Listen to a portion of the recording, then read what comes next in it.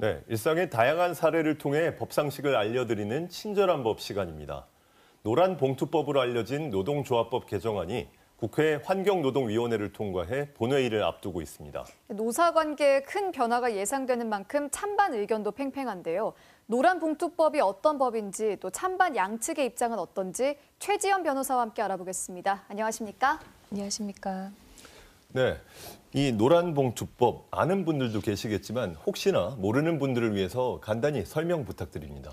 네, 정확한 명칭은 노동조합 및 노동관계 조정법 일부 개정 법률안으로 구체적인 법조항은 제2조, 3조입니다.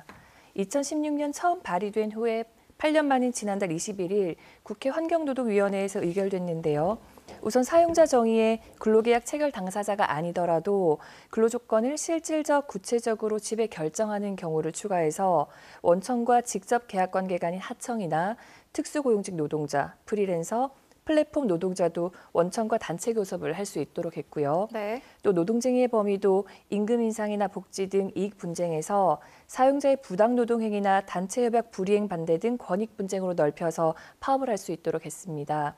그리고 불법 파업 손해가 발생했을 때 조합원별로 각각의 귀책 사유와 기여도에 따라서 개별적으로 책임 범위를 정하도록 해서 결과적으로 기업의 손해배상 청구를 제한하고 있습니다. 네, 노란봉투법, 그러니까 노동조합법 2조와 3조 개정안이 이렇게 나오게 된 배경이 어떻게 되는 겁니까? 우선 노란봉투법이란 이름은 지난 2014년 정리해고에 반대하는 파업을 했다가 총 47억 원 손해배상 판결을 받은 쌍용차 파업 참여 노동자들을 돕기 위해서 시민들이 4만 7천 원씩 모금한 노란봉투 캠페인에서 비롯됐습니다. 네.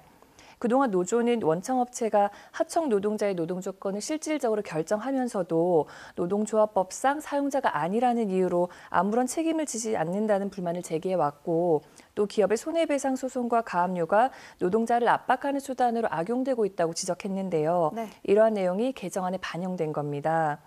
MBN과 매일경제신문이 지난 2월 24일부터 이틀간 전국 만 18세 이상 1,007명을 대상으로 여론조사 기관 넥스트 리서치에 의뢰해서 여론조사를 진행한 결과 56.8%가 필요하다고 답했고 30.7%는 그렇지 않다고 답했습니다.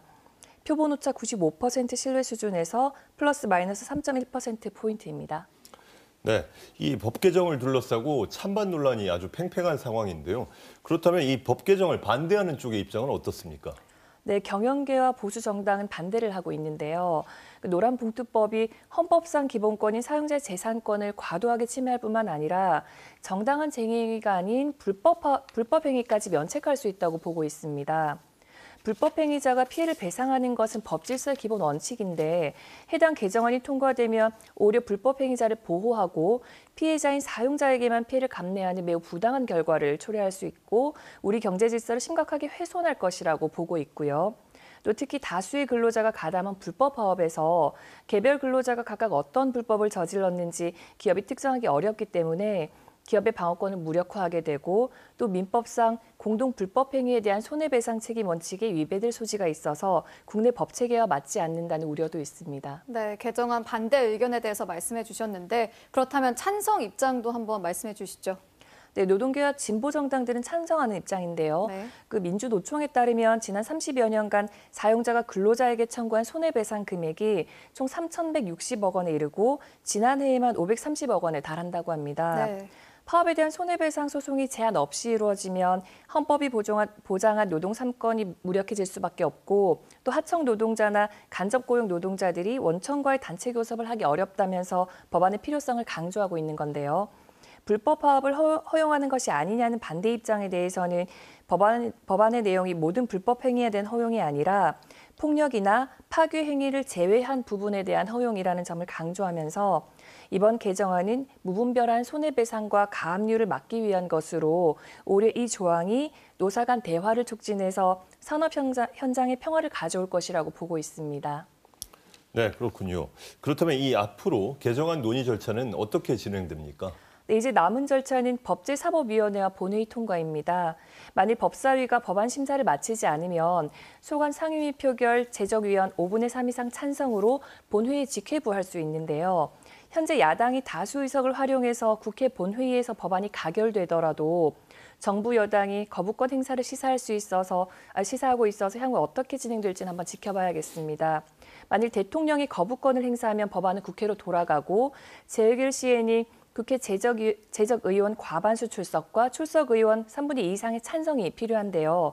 국회 제적의원 299명이 모두 본회의에 출석해서 민주당과 정의당이 찬성표를 던지더라도 여당인 국민의힘 의원들이 찬성하지 않는 한 노란봉투법은 부결될 가능성이 높습니다.